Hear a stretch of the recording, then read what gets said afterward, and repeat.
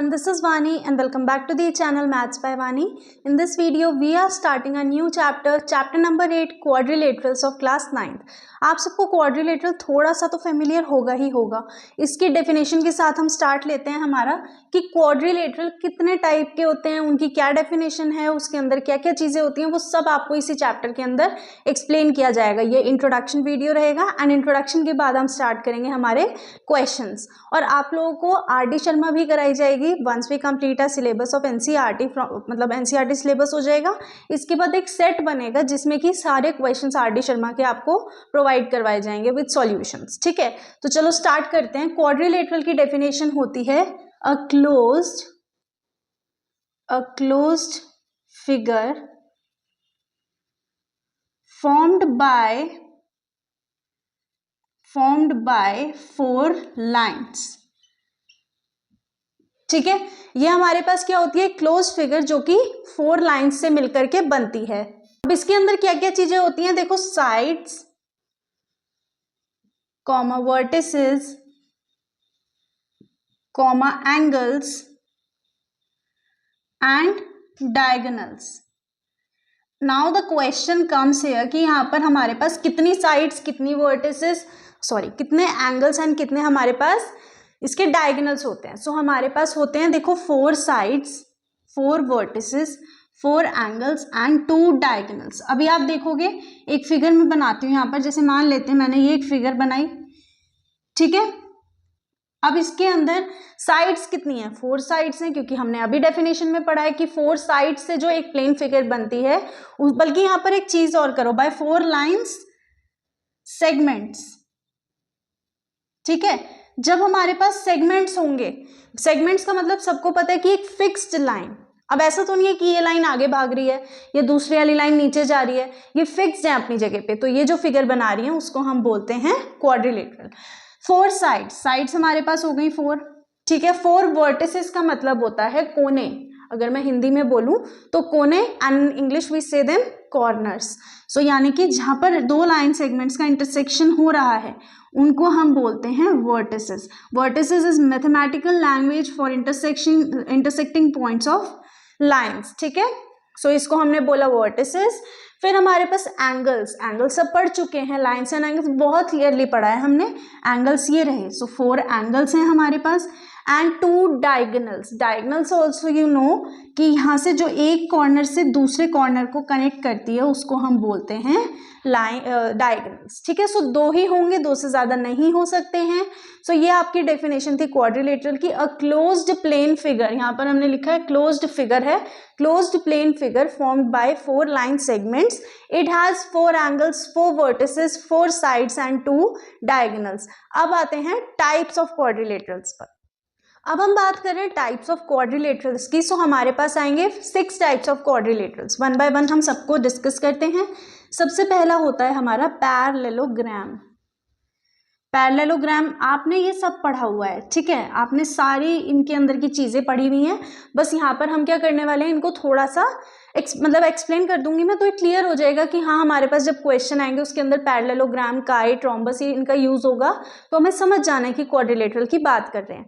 ठीक है, तो पैरेललोग्राम से हम स्टार्ट करते हैं। तो हमारा पैरेललोग्राम कैसा दिखता है ये तो सबको पता होगा। देखो यहाँ पर अगर मैं फिगर ड्रॉ कर रही हूँ तो क्लियर हो जाएगा आप सबको।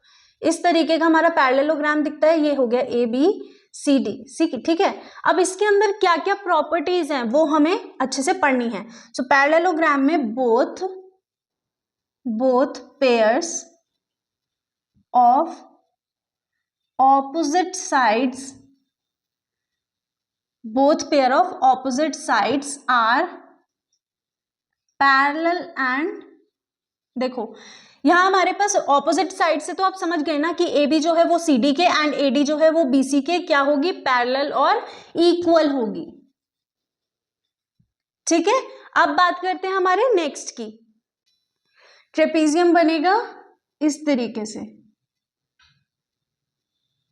अब इसके अंदर आप एक चीज देखो कि एक लाइन स्लांट है, एक लाइन हमारी स्ट्रेट है, और स्ट्रेट में भी उसने ये नहीं लिखा है कि 90 डिग्री का एंगल बना रही है। तो इसका मतलब कि जो ये आगे वाली लाइंस हैं, जो ऑपोजिट साइड्स हैं, एक पेयर, वो क्या होगा, पैरेलल होगा and again I am saying equal नहीं होगा, ठीक है। सो यहाँ पर वन पेयर ऑफ, यानी कि ये इसके इक्वल, देखो इसमें ये इक्वल और ये दोनों एक दूसरे के पैरेलल और equal, one pair of opposite side is equal and parallel, इसको मैं लिख देती हूं पैरेलल, ठीक है। अब ट्रेपीजियम हो गया, पैरेललोग्राम हो गया, अब चलते हैं हमारे नेक्स्ट पर। नेक्स्ट हम आ गए रेक्टेंगल पर। रेक्टेंगल तो सभी का फेवरेट है, तो सबको पता भी होगा कि फिगर कैसी दिखती है, देखो इस तरीके से फिगर दिखती है। ये आप जब से छोटे हो ना तब से पढ़ते आ रहे हो, ये इसके पैरेलल इक्वल एंड ये वाली इसके पैरेलल और इक्वल। सो यहाँ पर प्रॉपर्टी होगी both pairs of opposite sides are parallel and equal, और इसके अंदर दो ही डायगोनल होंगे। अभी हमने पढ़ा है कि डायगोनल 2 ही होंगे, चाहे वो इसके अंदर हो, चाहे वो इसके अंदर हो, चाहे वो पैरेललोग्राम के अंदर हो, चाहे वो स्क्वायर हो, चाहे वो रोम्बस हो, चाहे वो काइट हो, सिर्फ 2 ही हमारे क्या होते हैं, डायगोनल्स होते हैं। डायगोनल्स का मतलब है कि कॉर्नर्स को जो कनेक्ट करती हैं वो वाली लाइन सिर्फ 2 होती हैं। यहाँ पर हमारा एक चीज और है कि इसके अंदर एंगल बनेगा 90 डिग्री का, ठीक है। So and each angle will be of 90 degree, और जो हमारे एंगल्स होंगे वो 90 डिग्री के होंगे, ठीक है। इसी के जैसा दिखने वाला बट छोटा सा बात करते हैं स्क्वायर की। सो हमारा जो 4th टाइप है वो है स्क्वायर, ठीक है। अब स्क्वायर की फिगर आप सबने देखी ही है, सब बना चुके हैं। इस टाइप से हमारा छोटू सा स्क्वायर रहता है।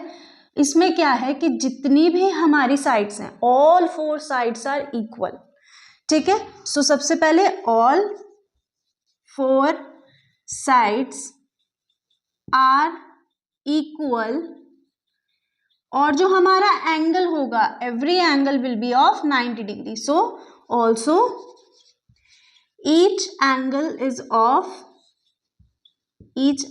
ऑफ 90 डिग्री, ठीक है। इसके अंदर भी 2 ही वर्टिसेस होंगी, वो सॉरी 2 डायगोनल्स, वर्टिसेस तो 4 होंगी, डायगोनल्स होंगी 2।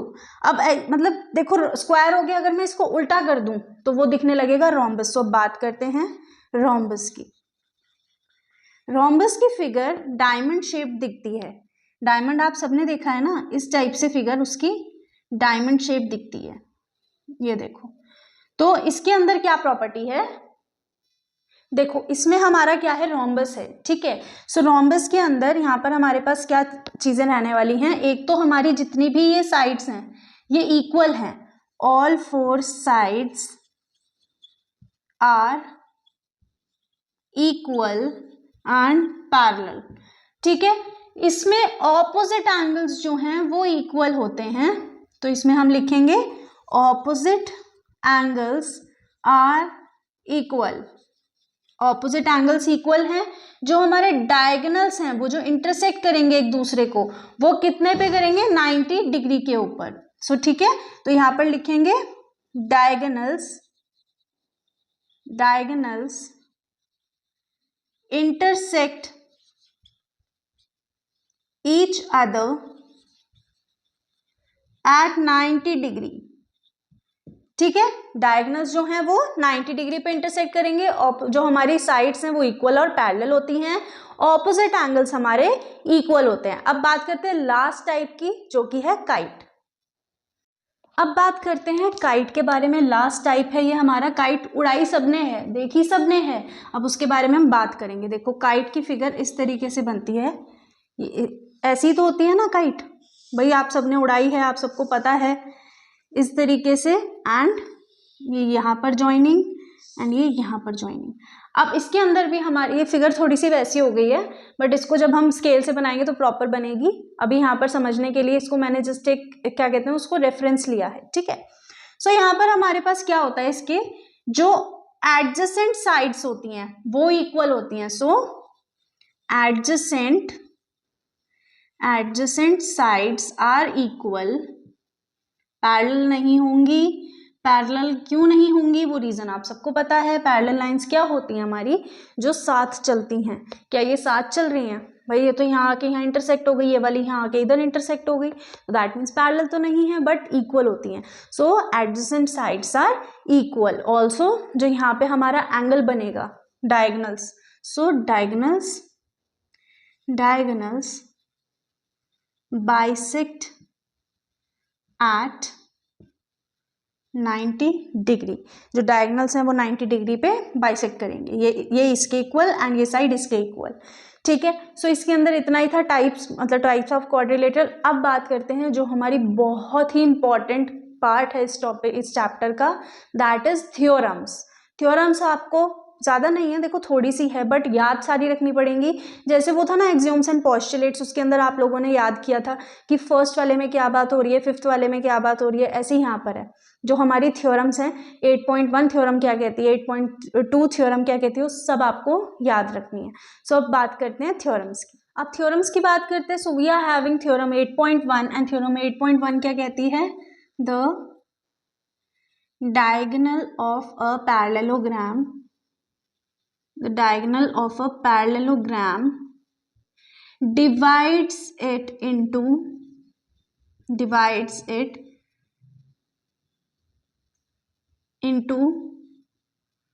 two congruent triangles। ठीक है, जो हमारी डायगोनल होती है पैरेललोग्राम की, वो डिवाइड करती है उसको दो कॉन्ग्रुएंट ट्राइंगल्स के अंदर। दैट मीन्स अगर आपको गिवन हो कि भाई एक पैरेललोग्राम है और उसके अंदर डायगोनल जो है वो बाइसेक्ट कर रही है, तो हमेशा ध्यान रखना कि दो कॉन्ग्रुएंट ट्राइंगल्स बन रहे होंगे। सो आप वहां पर जाकर उसको प्रूव कर सकते हो, या फिर जैसे मान लो आपने डायरेक्ट ये थ्योरम अप्लाई कर दी, सो बाय CPCT अदर पार्ट भी आपका इक्वल हो जाएगा। ठीक है, सो थ्योरम 8.1 के बाद आई होप समझ आ गई होगी। अब चलते हैं 8.2 पर।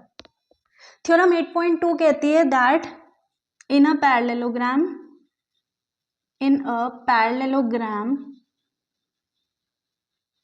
Opposite sides are equal. ठीक है, in a parallelogram opposite sides are equal, ये थ्योरम 8.2 कहती है। आपको ना देखो याद करने का तरीका भी बता दूंगी कि किस तरीके से थ्योरम्स याद रखनी है, कि 1 में क्या है, 2 में क्या है, 3 में क्या है, 4 में क्या है। सो आपको याद करने का मेथड बता दिया जाएगा, बट ये तो हमने अभी टाइप में से ही पढ़ा है कि जो पैरेललोग्राम की ऑपोजिट साइड्स होती हैं वो क्या होती हैं, इक्वल होती हैं। अब ये थ्योरम 8.2 के बाद चलते हैं थ्योरम 8.3 पर। थ्योरम 8.1 ना थ्योरम 8.2 का ही मतलब उसी वे में उससे बात करना चाह रही है। सो ये कह रहे हैं कि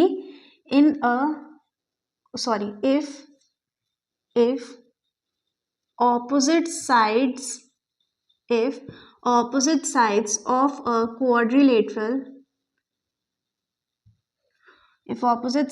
quadrilateral are equal, then it is a parallelogram। देखो उसने डायरेक्ट यही बात बोली, ऊपर हमने थोड़ा सा चेंज करके बोल दिया कि अगर कोई क्वाड्रिलेटरल गिवन है एंड हमने ये देख लिया कि उसकी जो ऑपोजिट साइड्स हैं वो इक्वल हैं, तो दैट मीन्स वो हमारा पैरेललोग्राम ही होगा।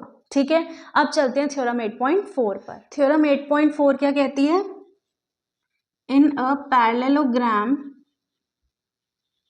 Opposite angles are equal.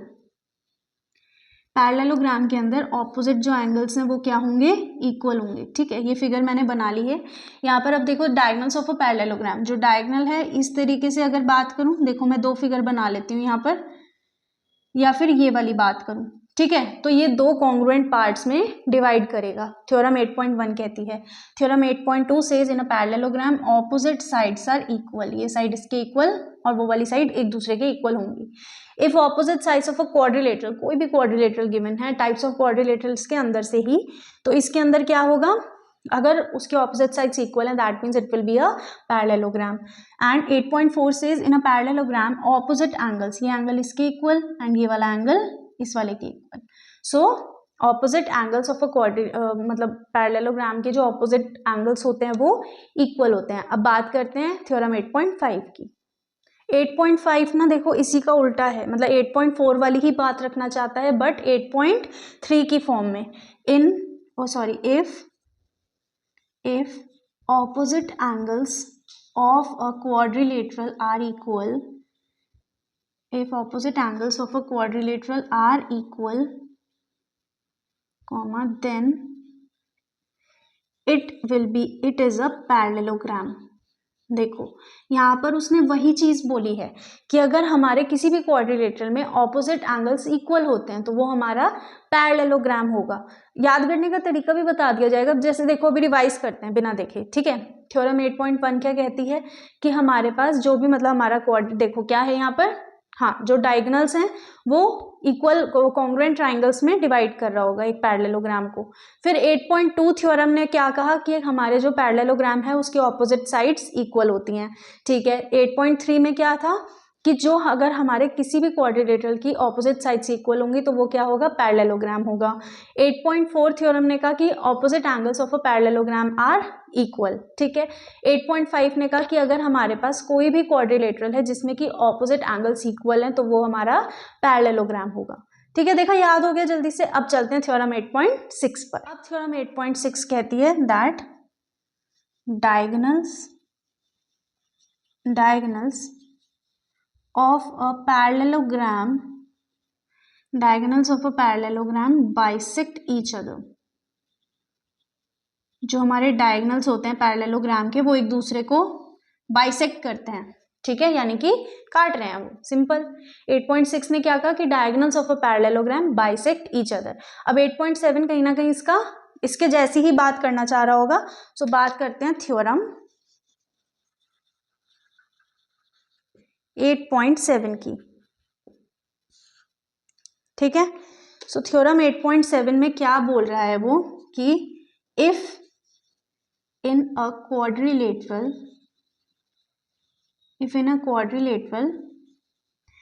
diagonals bisect each other,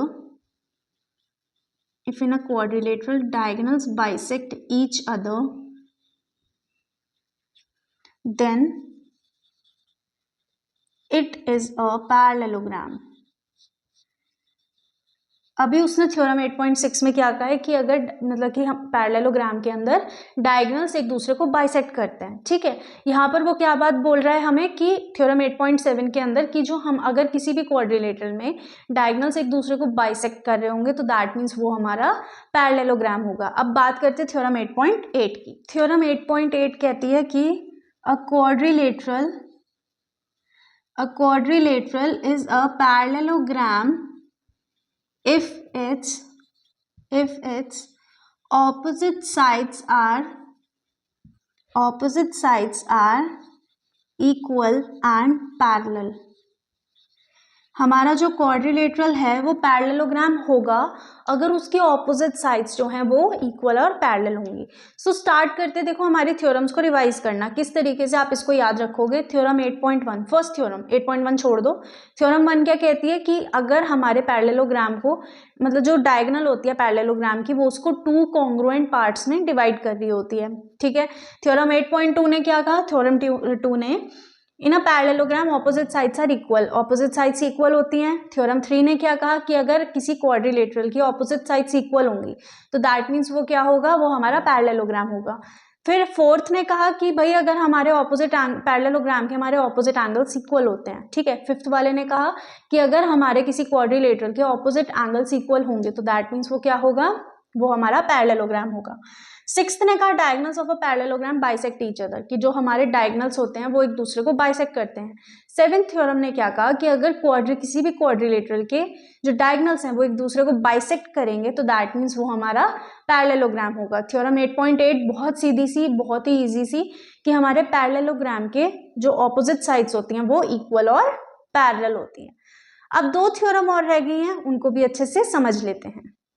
next we are having theorem 8.9. अभी तक हमने ना मतलब पैरेललोग्राम्स की बात करी है. अब हम बात करते हैं हमारे ट्राइंगल की. The line segment joining the mid points of a triangle. एक ट्राइंगल बना लेते हैं. सबसे पहले लाइन सेगमेंट है एक, ठीक है. ये ट्राइंगल की first side, second side and third side. The line segment joining the mid points of a triangle. ये ट्राइंगल का ये वाला मिड पॉइंट एंड ये मिड पॉइंट जो इसको कनेक्ट करेगी. ये वाली साइड इसके इक्वल होगी। वो ये कहना चाहता है कि जो एक लाइन सेगमेंट मिड पॉइंट्स को ज्वाइन करते हुए बनेगी वो थर्ड साइड के क्या होगी, पैरेलल होगी, इक्वल नहीं होगी, क्योंकि देखो ये बड़ी है एंड ये छोटी है, तो इक्वल तो नहीं हो सकती बट पैरेलल हो सकती है। सो ये हमारी क्या होगी, ये पैरेलल होगी मिड पॉइंट वाली जो लाइन सेगमेंट होगी किसके, थर्ड साइड के। ठीक है, क्लियर हो गया। एक मिड पॉइंट थ्योरम भी है, वो आपको शॉर्ट्स वीडियो में मिल जाएगी, जब आप मतलब शॉर्ट्स में वो मैं अपलोड कर दूंगी कि हमें किस तरीके से मिड पॉइंट थ्योरम पढ़ाई जाती है। सो ये उसी के ऊपर बेस्ड है, लेकिन उसकी ना एग्जाम में कोई नीड नहीं है, वो मतलब आपके सिलेबस में भी नहीं है वो अब। सो यहाँ पर हम सिर्फ इतनी सी बात करेंगे कि एक लाइन सेगमेंट जो है जो मिड पॉइंट्स को ज्वाइन करती है वो पैरेलल होगी ट्राइंगल की थर्ड साइड के। अब बात करते हैं हमारी लास्ट थ्योरम 8.10 की। तो थ्योरम 8.10 कहती है the line drawn through the mid point of one side of a triangle. जैसे कि मान लेते हैं ये एक हमने ट्राइंगल लिया, ठीक है, parallel to another side bisects the third side, the line drawn through the mid point of one side of a triangle. मान लेते हैं मैंने ये वाली साइड से एक लाइन ड्रॉ करी पैरेलल टू अनदर साइड, इसके वाली साइड के पैरेलल, यानी कि ABC। ठीक है, मैंने यहाँ पे मिड पॉइंट लिया ई से मैंने एक लाइन ड्रॉ करी mid point of one side of a triangle parallel to another side, जो कि BC के पैरेलल हुई, बाइसेक्ट्स दी थर्ड साइड, ये फर्स्ट साइड ये सेकंड साइड, और ये जो थर्ड साइड है इसको ये बाइसेक्ट कर रही है किस पर, F पर। तो इतनी सी चीज है इसके अंदर कि जब हमने एक लाइन ड्रॉ करी मिड पॉइंट के उससे one side of a triangle से पैरेलल हुई अनदर साइड के यानी कि सेकंड साइड के, और बाइसेक्ट किया थर्ड साइड को। ठीक है, इसके अंदर इतना ही था, थ्योरम्स मेन थी। अभी जब हम क्वेश्चंस करेंगे ना तो आपको और ज़्यादा क्लियर होगा कि हम किस बारे में बात करने वाले थे। ठीक है, सो इंट्रोडक्शन वीडियो को देख लेना, नोट्स बना लेना, उसके बाद हम स्टार्ट करेंगे हमारा exercise part. So now let's talk about angle sum property of a quadrilateral. देखो एंगल सम प्रॉपर्टी जो क्वाड्रिलेटरल की होती है, हमारा ये टॉपिक रह गया था इसलिए ये मैंने एडिशनल बनाकर यहाँ पर इंक्लूड किया है कि angle sum property of a quadrilateral क्या होती है। अब जैसे कि क्वाड्रिलेटरल है हमारा, ठीक है, और इसमें यह है AB, C और D। ठीक है, इसके अंदर हम क्या करेंगे, कंस्ट्रक्शन करेंगे, एक हम AC को ज्वाइन करेंगे। You can join BD as well, अगर आप चाहते हो तो आप BD को ज्वाइन कर लो, बट मैंने AC को ज्वाइन कर लिया है। ठीक है, अब हम लेंगे इन ट्राइंगल ADC। हमें पता है कि angle sum property of a triangle क्या होती है कि सारे एंगल्स का sum is equals to 180 degree. So angle A plus angle D plus angle C is equals to 180 degree. ये हो गई हमारी equation 1। Now same goes for ABC। So in triangle ABC angle A plus angle B plus angle C equals to 180 degree. ये भी हो गई हमारी second equation ready. ठीक है, अब हम करेंगे एडिंग इक्वेशन 1 एंड इक्वेशन 2।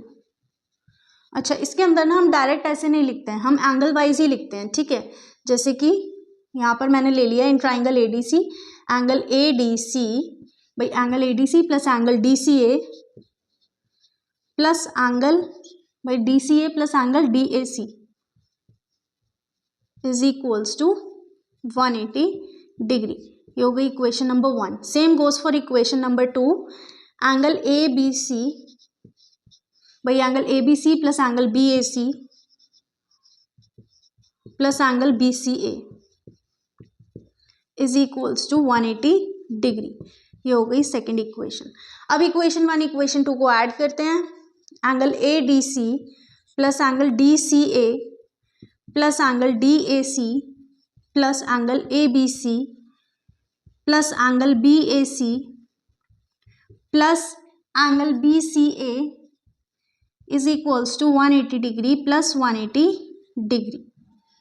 ठीक है, क्लियर हो गई ये चीज।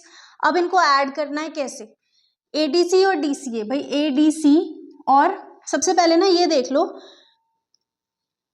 Angle DAC plus angle BAC, angle DAC plus angle BAC। हाँ, जो हमारे एंगल साथ में है ना हम उनको ले लेंगे, जैसे कि angle DAC plus angle BAC। भाई ये वाला एंगल हो गया एंड ये हो गया। एंगल बी हमारे पास है ही, plus angle A B C. भाई देखो एंगल ए बी सी हमारे पास ये पूरा है, और एंगल डी भी हमारे पास पूरा है, plus angle A D C, plus angle D C A और angle B C A, angle D C A plus angle B C A is equals to 360 degree. एक चीज समझ रहे हो कि ये मैंने क्यों किया?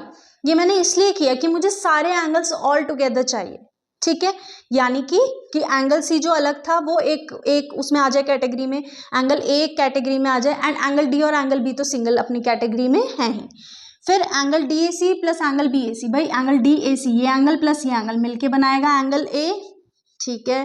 Plus angle A B C, angle B है ही हमारा, plus angle A D C, angle D है, plus angle D C A, angle D C A और एंगल बी सी ए, यानी कि मिलके पूरा एंगल सी बनाएगा, इज इक्वल्स टू 360 डिग्री। तो यहाँ पर जो हमारी प्रॉपर्टी है वो है angle A plus angle B plus angle C plus angle D is equals to 360 degree. ये होती है हमारी angle sum property of a quadrilateral. जो मैंने यहाँ पर आपको इतना लंबा मेथड करके दिखाया है इसकी नीड नहीं है, आपको सिर्फ यही याद रखना है कि angle A plus angle B plus angle C plus angle D, that means sum of all 4 angles of a quadrilateral is equals to 360 degree, ठीक है। ये आने वाले क्वेश्चंस में काफ़ी हेल्प करेगा, इसलिए इसको याद रखना। मैं बार बार बोल रही हूँ, इतना सब करने की नीड नहीं है, ये मैंने आपको सिर्फ समझाने के लिए किया था कि angle sum property of a quadrilateral क्या होती है। बेसिक आपको यही याद रखना है, जहाँ पर भी आप अपने नोट्स बना रहे हैं इसको लिख कर कि angle sum property of a quadrilateral, ये जो इक्वेशन यहाँ लिखी है angle A plus angle B plus angle C plus angle D is equals to 360 degree, इसको हाईलाइट कर लेना, ठीक है, क्योंकि ये इंपॉर्टेंट है और ये हमारे क्वेश्चंस में भी हेल्प करेगी। So now we are ending our video. We'll see you in next video with exercise part. Till then, keep practicing. Make sure to subscribe the channel, press the bell icon and do share this video.